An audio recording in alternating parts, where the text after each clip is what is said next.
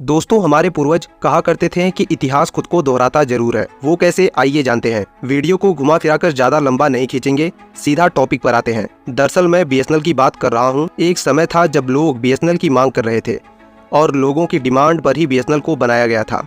और इतने सालों बाद आखिर क्यों लोग फिर से बीएसएनएल की माला जप रहे हैं और बीएसएनएल को वापस ले आने की डिमांड कर रहे हैं। आज की इस वीडियो में आपको बीएसएनएल के पास्ट, प्रेजेंट, फ्यूचर के बारे में ब्रीफ में जानकारी देने वाला हूँ और साथ ही बात करेंगे सोशल मीडिया पर वायरल हो रहे उस न्यूज के बारे में जिसमें ये कहा जा रहा है कि सरकार ने बीएसएनएल टाटा को 15,000 करोड़ में बेच दिया है। अब इस न्यूज में कितनी सच्चाई है या फिर कितना झूठ, ये आपको वीडियो के अंत में पता चलेगा, तो फिर बने रहिए वीडियो के अंत तक। सबसे पहले हम बात करेंगे बीएसएनएल के पास्ट के बारे में। बीएसएनएल को कब और क्यों बनाया गया, तो आइए देखते हैं वीडियो के अंदर। बात है 15 अगस्त 1947 की। ये वो तारीख है जब भारत आजाद हुआ था। आजादी के समय पर इंडिया में कोई भी टेलीकॉम कंपनी नहीं थी।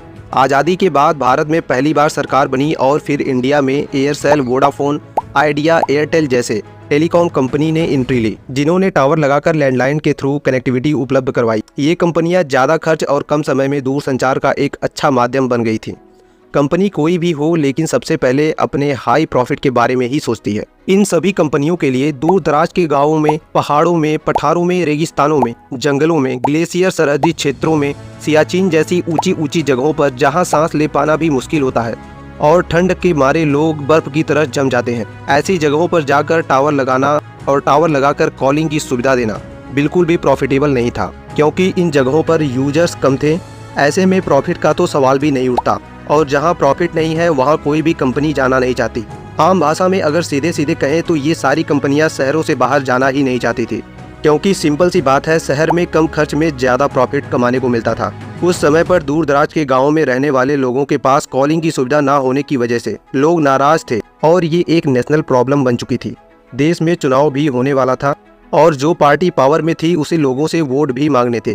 वैसे देखा जाए तो भारत सरकार को भी देश के कोने कोने में कॉलिंग सुविधा पहुंचानी थी, ताकि देश में सरकार की अच्छी पकड़ बन सके और शासन द्वारा कानून को अच्छे से लागू किया जा सके। 15 सितंबर सन 2000, आज के लगभग 23 साल पहले, भारत की पहली स्वदेशी टेलीकॉम कंपनी भारत संचार निगम लिमिटेड, शॉर्ट में बीएसएनएल की स्थापना हुई, जो आज भी भारत सरकार के संचार मंत्रालय का हिस्सा है और बीएसएनएल का मुख्यालय नई दिल्ली में है।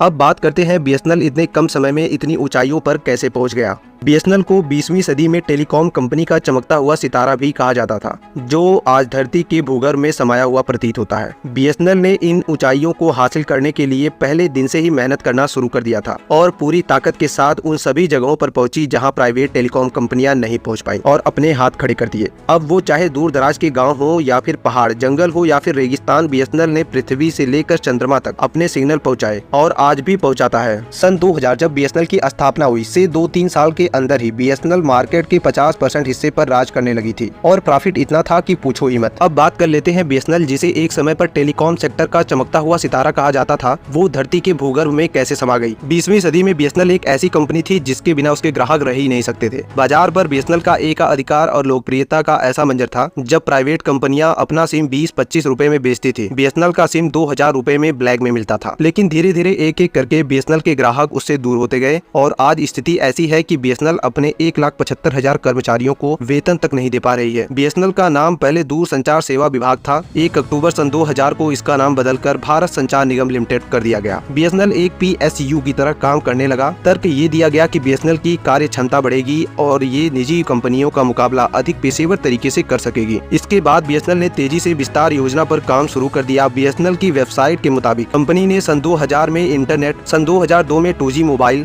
सन 2005 में ब्रॉडबैंड सेवा और सन 2010 में 3G मोबाइल सेवा शुरू की। इसके बावजूद बीएसएनएल का घाटा बढ़ता गया। बीएसएनएल के सन 2000 में 2 करोड़ 80 लाख लैंडलाइन कनेक्शन थे, जो लगातार घटते गए। कंपनी की सबसे अधिक कमाई लैंडलाइन कनेक्शन से ही होती थी। मार्च सन 2018 में कंपनी का घाटा बढ़कर 8,000 करोड़ रुपए हो गया। सरकार और ग्राहक दोनों की चहेती बीएसएनएल कंपनी घाटे में जाने लगी। सरकार और ग्राहक दोनों की चहेती बीएसएनएल के घाटे में जाने के 5 मुख्य कारण है। नंबर 1, लैंडलाइन कनेक्शन में कमी। दूरसंचार विभाग के आंकड़ों के मुताबिक देश में मोबाइल क्रांति के जोर पकड़ने की वजह से लैंडलाइन कनेक्शन में तेजी से कमी आने लगी। सन 2006 से सन 2007 में कंपनी के पास 3 करोड़ 80 लाख लैंडलाइन ग्राहक थे, जो सन 2014 से सन 2015 में घटकर 1.6 करोड़ ही रह गए। तब बीएसएनएल के लैंडलाइन कनेक्शन का न्यूनतम चार्ज 125 रुपए प्रति माह था। कारण नंबर 2, खराब सर्विस जो खराब होती गई। बीएसएनएल के बढ़ते कनेक्शन के कारण सर्विस खराब होती गई। आए दिन केबल फॉल्ट और महीनों तक कनेक्शन ठीक न होने की शिकायत आम होती गई। तंग आकर लोग अपने कनेक्शन को बंद करने लगे और जिनका कनेक्शन बंद नहीं हुआ वो लोग अपना बिल भरना बंद कर दिए। कारण नंबर 3, ग्रामीण क्षेत्र में लैंडलाइन का विस्तार।